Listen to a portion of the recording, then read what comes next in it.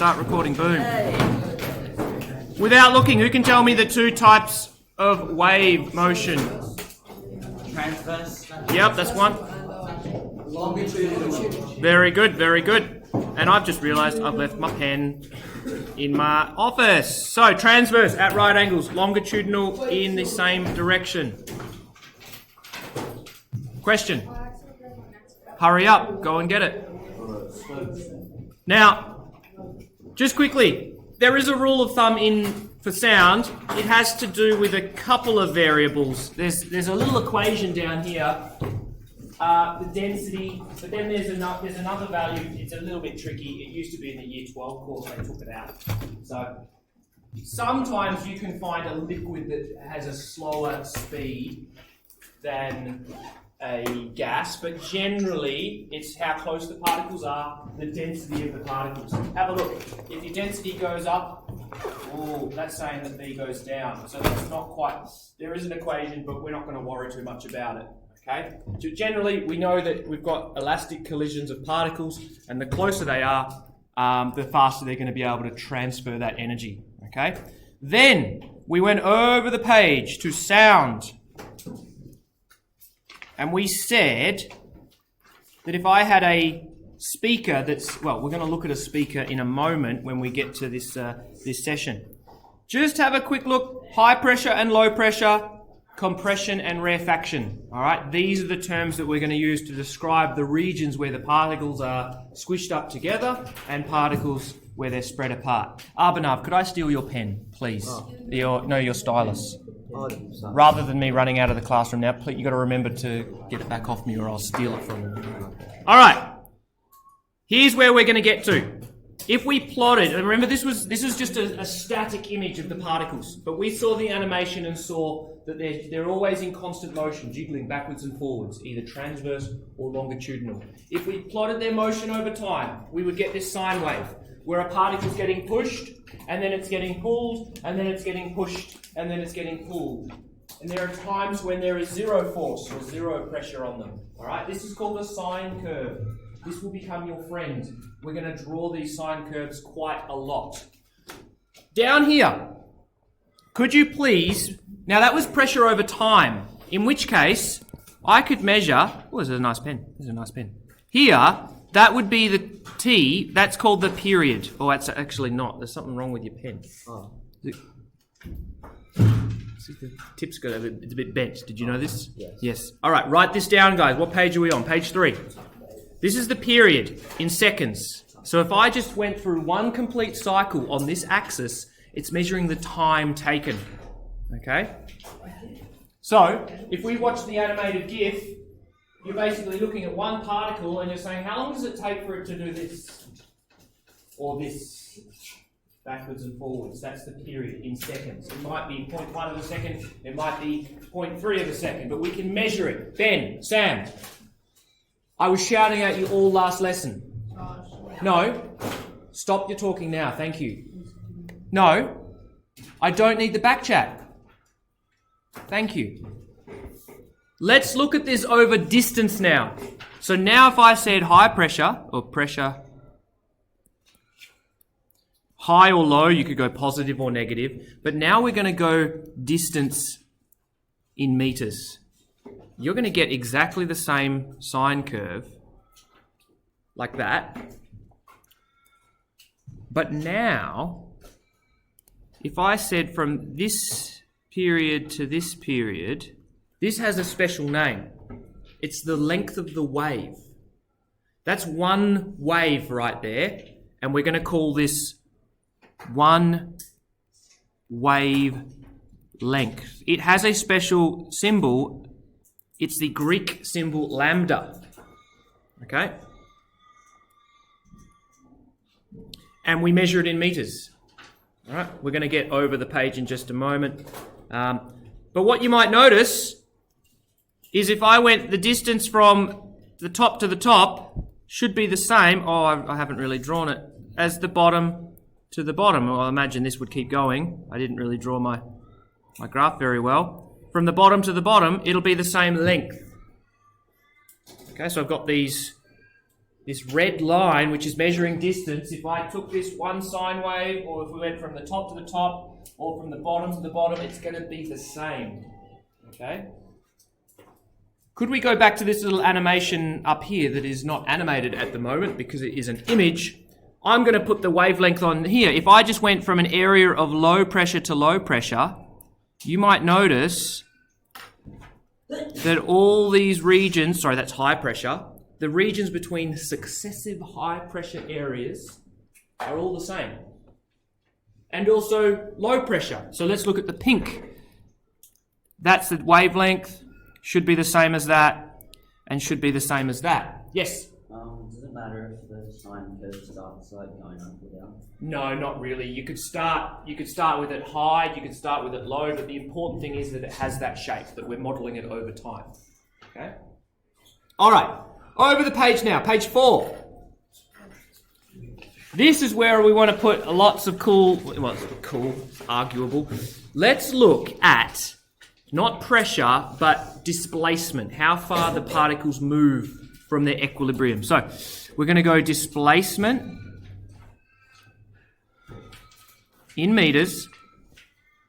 We'll have a positive and a negative. Then at 0 is called their equilibrium position.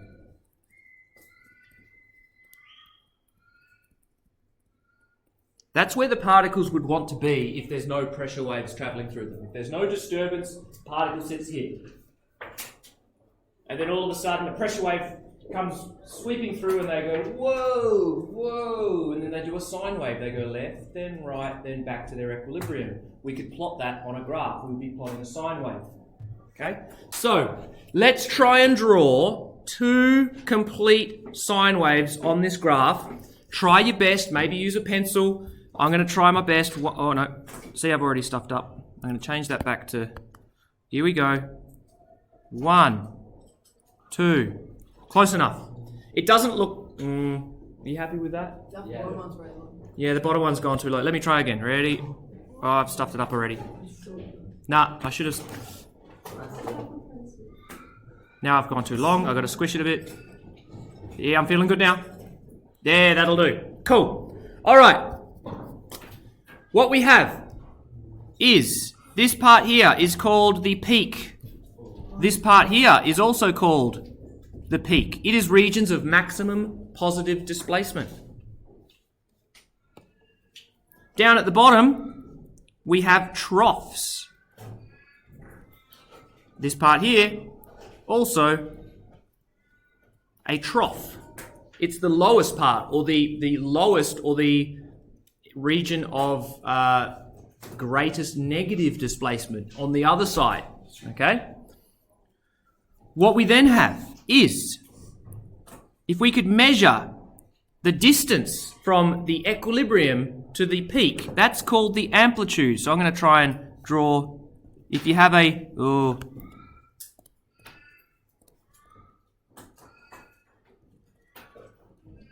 the amplitude is how far your particle travels from its equilibrium. Okay? And then we want a distance on this graph, so I'm going to just finish the x-axis. Let's just put down here distance in meters. Okay? Because now we're going to measure the distance from successive peaks to peaks, and that's going to be our wavelength.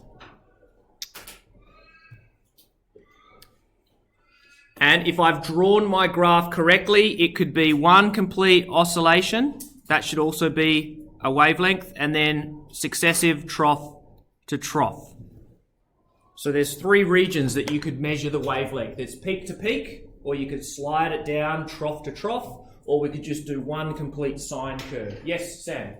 Is the distance from equilibrium to the trough also called amplitude? Yes. Yep. So in a nice constant. So my little speaker here has been moving backwards and forwards every 1 second. You might not have noticed, but it's going to go the same distance above as below. All right. Which means the particles that are being pushed are going to go the same distance towards you and the same distance away from you. Okay. Now, rather than force you to write down these definitions, I've done it for you. So wavelength has the symbol lambda. It's the distance between successive peaks or successive troughs. Could we just please write, I will add one more thing, what we measure it in. It's measured in meters. Okay. For example, I could say our wavelength equals 0.3 meters. That is the distance between successive peaks and peaks, or troughs and troughs. Remember, this is just a static image. This wave would be travelling off along the x-axis. You imagine these waves of water. Imagine this is a ripple of water. It's going to travel that way. We can measure how fast it's travelling, its distance over time. How long does it take for this peak to travel, or how many meters does it travel in a certain amount of time? So that's the wave speed. We give it the symbol V. V for speed or V for velocity. It's measured in meters per second. Okay. For example, the pressure waves that I'm sending out of my mouth right now, they're traveling towards your ears at about 340 meters per second. Why is it to the -1? Good question. We could also write it like this, m over s. Okay. That's exactly the same. Meters per second, so it's, or there's lots of different ways, m over s, or m times 1 on s. There's lots of different ways to express our units. I would probably ask you to use one of the first two. ms to the -1 is the same as meters per second. Okay? For every second, how many meters? So, if somebody's 340 meters away, up at the chapel, and I'm standing here at the science office, and I go, "Oi, Ben, what are you doing? Get back here." It's going to take a second for that sound, that pressure wave, to travel from my mouth to Ben's ears. There would be a time delay of 1 second. You guys are not 340 meters away. Let's say that you're 3.4 meters away. That's 100 times smaller. So it's going to take 1/100th of a second for the sound to leave my mouth to reach your ears, which is why it's sort of, there's no time delay. Okay? Perfect example. Athletics, right? You've done the athletics, school, carnival, quads, inters. The bloke with the starting pistol. It's a digital pistol, yeah? There's no gun. What makes the sound? When he goes, "On your marks." A speaker. How many speakers do they have? 2. Yeah, they've got 2. They'll normally have one at the lane 8 and then one at lane 1. So, and those 2 speakers, that way, have a think. If lane 8 is maybe 30 meters away, because they're around, this could be the 200 or the 200? 800. Or the 800. If they're all spread around and they might be 40 metres apart, then the person that's 40 metres away, there's going to be a time delay of that starting pistol, maybe 0.2 of a second. And so time matters. So they put 2 speakers equally spaced so that everyone can sort of hear the sound at around the same time. And sometimes in the Olympics and Commonwealth Games, the starting blocks will have a speaker. There'll be 8 speakers so that every person hears the sound at exactly the same time. We spoke about the period of the wave. That's the time taken for it to complete one full oscillation. By the way, remember our oscillation looks like that. If you want to just remind yourself, it's measured in seconds.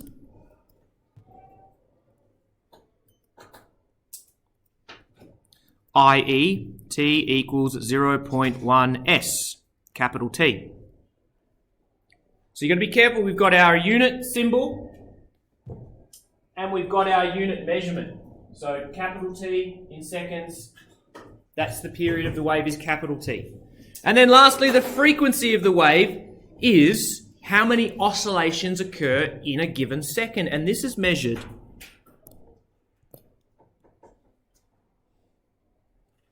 in either s to the -1, which is a weird unit. It's the inverse of time. But there was this German scientist called Heinrich Hertz, and he was investigating radio waves that was oscillating with a certain frequency. So Hertz is the unit for frequency. Capital H, lowercase z.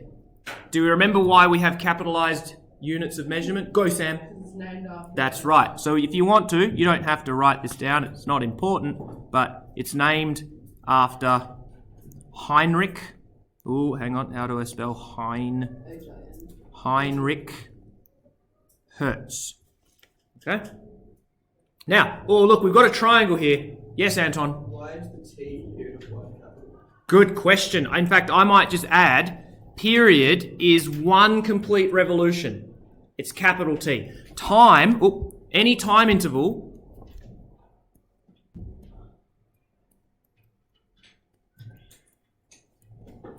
is going to be lowercase t. So when it's capital T, that is a special term for the period of the time for one complete revolution. So it's not named after anyone. No. Oh, no, that's the symbol, not the unit. The unit is lowercase s. S is second is either like a Greek or a Latin word for time. Like meter, mètre, is a French word for a measure of. So it has its origins in French. Gram is French. I think second is Greek.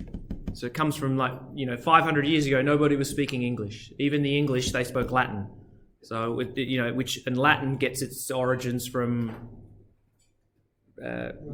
Roman, Italian and Greek and Spanish and all that. We have a triangle here because I know you guys don't like algebra and rearranging equations, but here's the thing. If the period is the inverse of the frequency, then the frequency is the inverse of the period. They are the inverse of each other. Okay? What's the one? That's just one. That's the number one. 1 over. So I've got some equations here. Time is the inverse of frequency, and frequency is the inverse, so I should say period, not time, of the period. And then obviously F times T is going to equal 1, but that's not really an important. For example, if I have a frequency of 50 hertz, that means it's doing one of these 50 times a second. I'm not going to be able to replicate that. Maybe I will. My lips are going to be going backwards and forwards 50 times a second. Probably not. It's probably too slow. 50 times a second. We do an oscillation. 50 of those every 1 second. And so the question is, how long would it take to just do one oscillation? Well, the period is the inverse of the frequency. So we just go 1 over 50.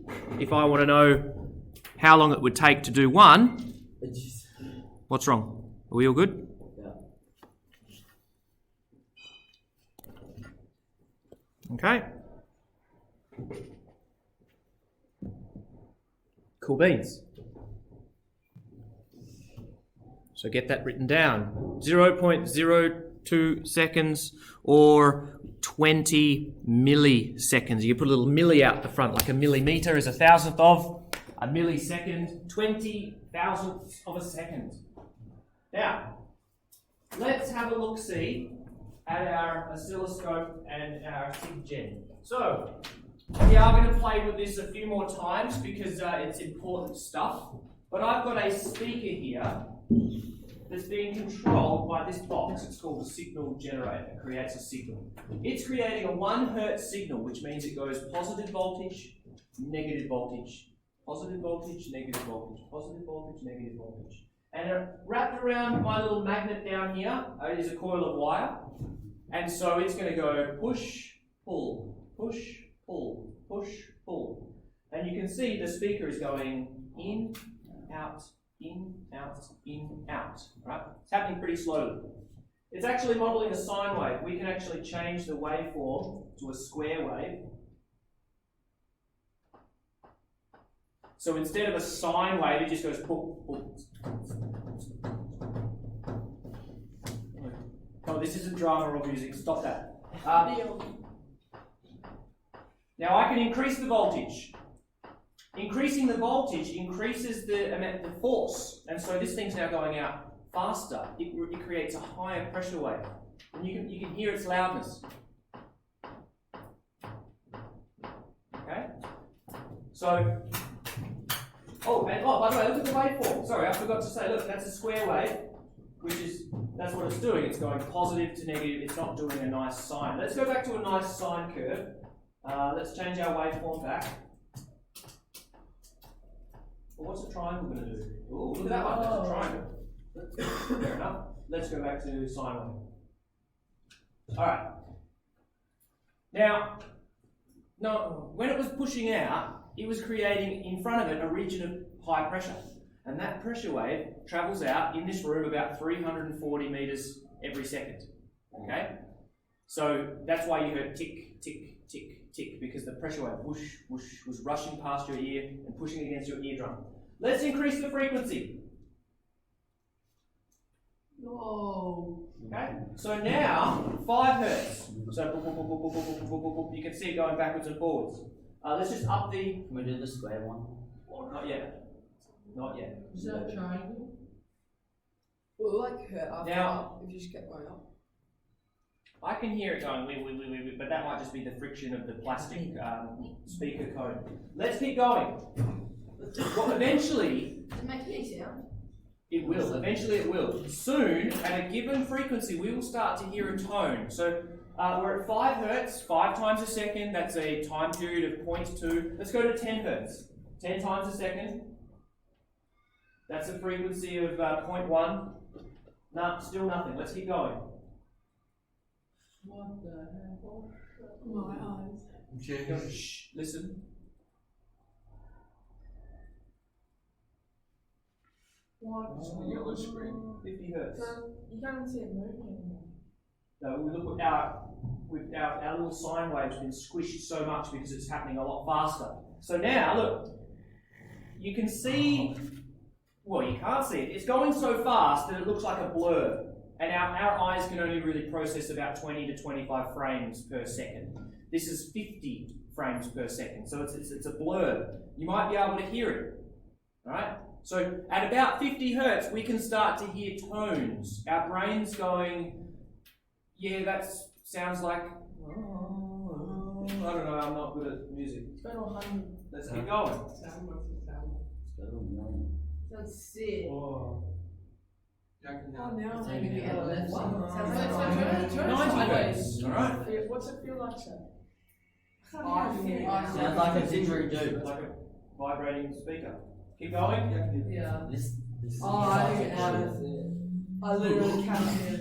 Really? I can hear it now. I can hear it. So what's the everyone quiet stand front Let's here? find out. I want to blow out the speaker.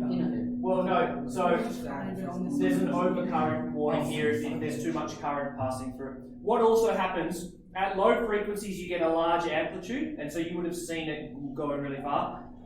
At high frequencies, it's changing so quickly that it doesn't have enough time to go all the way out, so the amplitude has dropped. If you go to 440 hertz, that would be middle C, I think, for any musicians here. House shut tomorrow. Lose my year 12 period 2 class. What? C2. What? Let's keep going. Let's go to Right, now I could zoom in on this. So go to a million. Oh, hang on, wait, I've got the wrong way. I want the sweep. Hang on, sweep. Let's just go to 1,000. So can you make it just a yellow box? Hang on, I'm just stretching out my y-axis scale and my x-axis and y. There we go. So I've just changed my scale so that we can see the waveform of this. Let's keep going.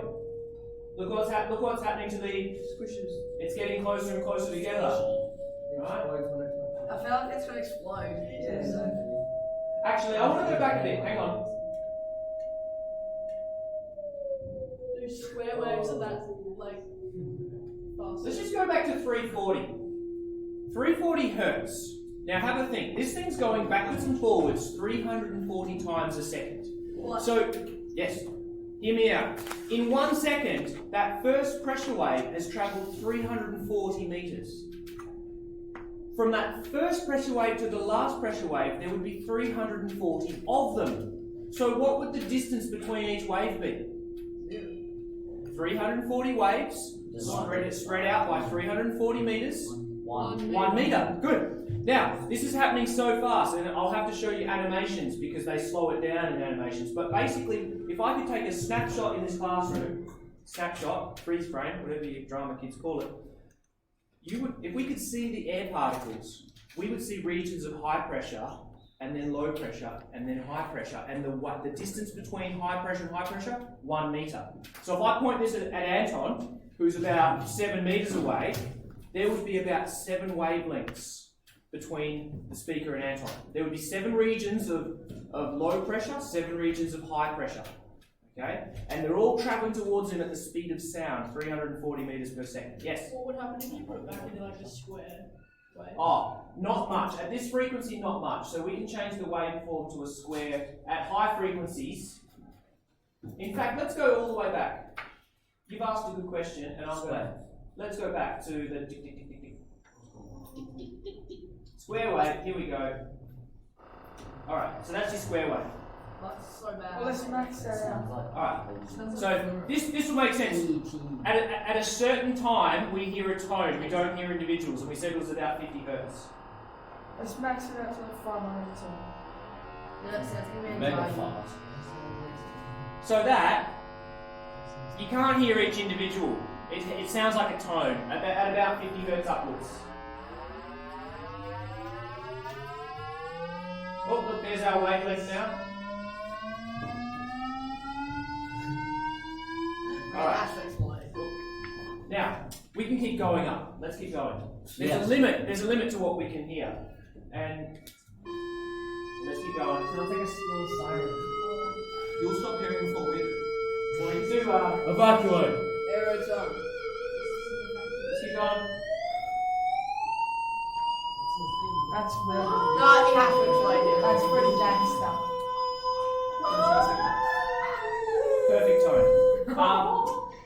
1000 hertz. You can make your vocal cords, when you pass air through them, there's muscles attached to these thin bands of white tissue in your throat, and they can stretch and tighten. You can make those vocal cords vibrate 1,000 times. Give it a go. Alright, beautiful. Beautiful. Alright?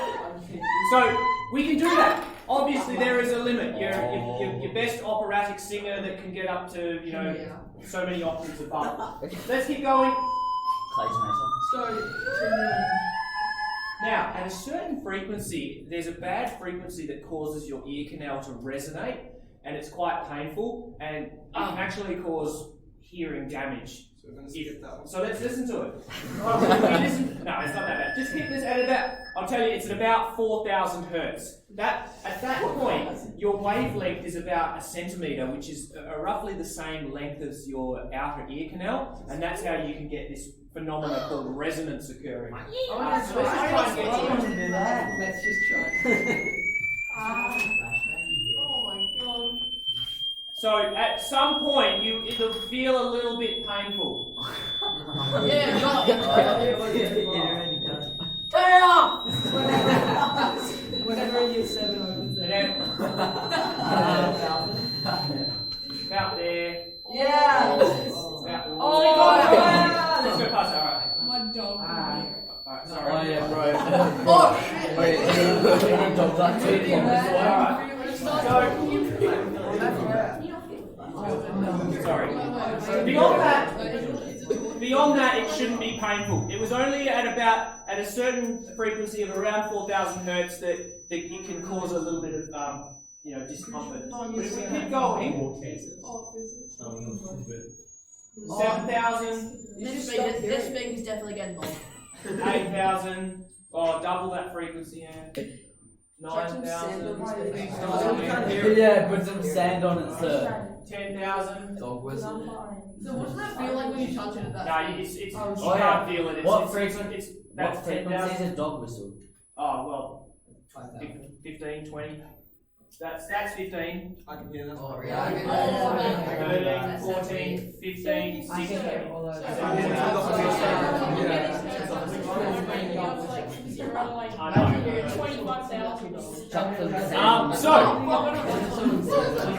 We're all going to be slightly deaf after that. Guys, just at the bottom, you don't have to write this. Shh, calm yourselves. Calm down. Calm down, what? Calm down. Is it still? No, I've turned it off. Now, if you have room, you can write this. Otherwise, just have a look. Inside your ear, there is this tiny little, and I've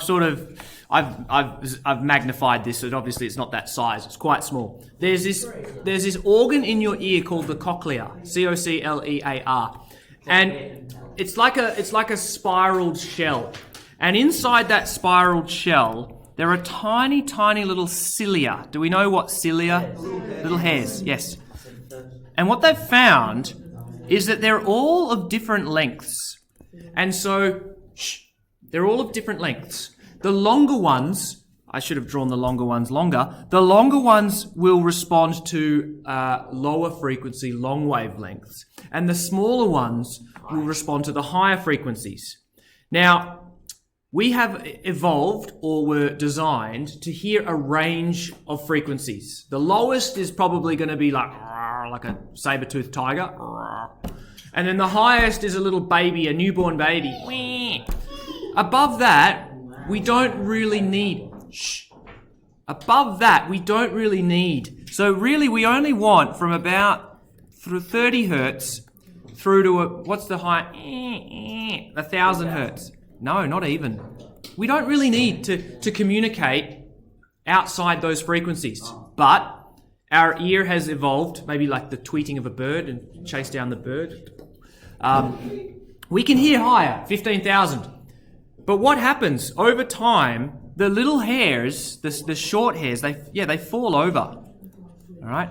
And these cilia, they don't get repaired. Our body has no way to repair them. If you cut yourself or you skin your knee, your body heals, it regenerates the skin cells. If your hair falls out, new hair grows. But with these little cilia, they don't, when they fall over, they stay fallen over. And so that's how, people that, over time, the smaller ones fall out. So that was, 10 years ago, there was a ringtone that you could get for your phone that an SMS would come through, and it was like 15,000 hertz. And only the students could hear it because the blind old deaf teacher that was in their 50s or 60s, they can't hear that high frequencies. Okay, and as you get older, they fall down. Now, obviously, this is important because if you work in an industry that has a continual frequency, loud volume, like in a factory where you've got machinery that's spinning at so many hertz, then it's going to damage the cilia that respond to that frequency. And so nowadays, you have to put in these big boys. Earplug. That's an earplug, yes. All right. Now, my father, when he started working in his early 20s, PPE, personal protective equipment, wasn't a thing. No gloves, no helmet, no safety glasses, no earplugs. You'd sit there with your ciggy and you'd weld or you'd pour your concrete. So my father is pretty much deaf. He has hearing aids in because he's worked in an industry for 40 years where there wasn't any protection. And so he's slowly went deaf and now has to wear hearing aids. All of his cilia, well, not all of them, but some of them, a lot of them are all fallen over. So anyway, that's just the story about what's going on inside your ear.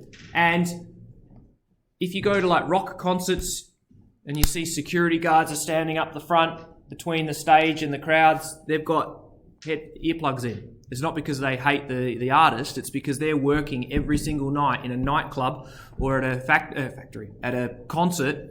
They've got to protect their hearing. Let's get to the wave equation. Go, go, go. Over the page. What are we now? Page 4? 5. All right, page 5. We got 10 minutes left. All right, we got lots of useful equations that we need to write down. So, guys, there is an equation for velocity or speed. We've got V. Oh, hang on. Let me try this again. Let me try this. It's not letting me. Here we go. Let me try this again. V equals distance over time. Ben, if you travel 10 meters in 2 seconds, your velocity is 10 on 2, 5 meters per second. All right. Well, let's convert this to our terms that we learned. Let's use the wave speed of sound, which is V. Well, it's still the same symbol, V. Let's say let's say that it travels one wavelength, and it's going to do that in a time of one period. Remember, capital T is one period. So in one period, that wave has travelled a distance of one wavelength, and then the next wave is in that same spot. Now, here's the cool thing. Because we know that F equals 1 on T and T equals 1 on F, I could write this equation to be V equals lambda over 1 on F. I've just replaced the capital T period with 1 on F. Now, what's 1 over 1 over F? What happens to the F? Where does it go, mathematically speaking? -1. 1 over F is F to -1. Yeah, but we've got 1 over 1 over. It's a double negative. Have we done this in maths? It'd be basically, all right, there's something in maths that says A over B divided by C over D. Have you seen this kind of rule? And then it goes it's AD over BC. So basically that F comes up the top and we get V equals F lambda. Don't write that. That's all maths fractionsy stuff. This is known as the wave equation. And we're going to chuck it in this here triangle. V equals F lambda. Let me try and draw my lambda a bit nicer. So, could we use that wonderful magical triangle? I'm going to pick on Ben. Can you give me, we've got V equals F lambda, so I cover V and it goes F times lambda. Could you give me another equation rearranged for F or lambda? What would you do? Cover the value that you want. Don't tell him. F equals V over lambda. Is that what Sam whispered to you? No. Well done, because Sam is correct. It's V over lambda, and then lambda equals V over F. So we have three equations. It's just a rearrangement of the one equation. All right. Chuck them in boxes if you can. Let's go, lovely. Oh, dear, didn't mean to do that. That'll do. So, now, we looked at equations at the start of this trimester. We did like mgh and half mv squared for energy. Now we're going to look at this equation. And look what you're going to have. You're going to have two values and you'll be asked to find a third. Let's go down. Let's do question 2. Question 1. There's our frequency. Here's our wavelength. And we're asking for V. So it seems a little bit silly, but I would like you to go F equals 20, lambda equals 2, V equals question mark. Write your values down on the left-hand side. What am I going to say next? Write down the equation. Do we have an equation that starts V equals? What is it? F times lambda. So we'll go 20 times 2 is 40 meters per second. Now, remember, and this is what you got to remember the units. So we're solving for V. V has the units of meters per second. Okay. Next, a sound wave in air has a velocity of 340 meters. Sorry, here, Ben, if you're still. And it's got a wavelength of 8 meters. What is the frequency? So there we go. Lambda equals 8. F equals question mark.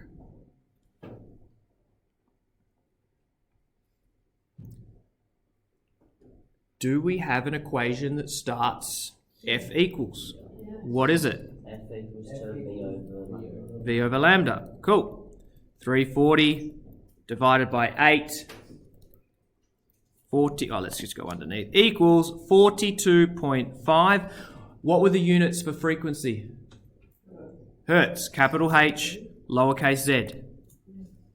Okay? Where? V. V for velocity? No, at the start. Something equals 340. V. V for velocity. Yeah, sometimes I go a little bit cursive. You could write it just like that. Okay? Last example, and then I'm going to leave you to look at the next page. I think, yeah, we've got heaps of questions on the next page.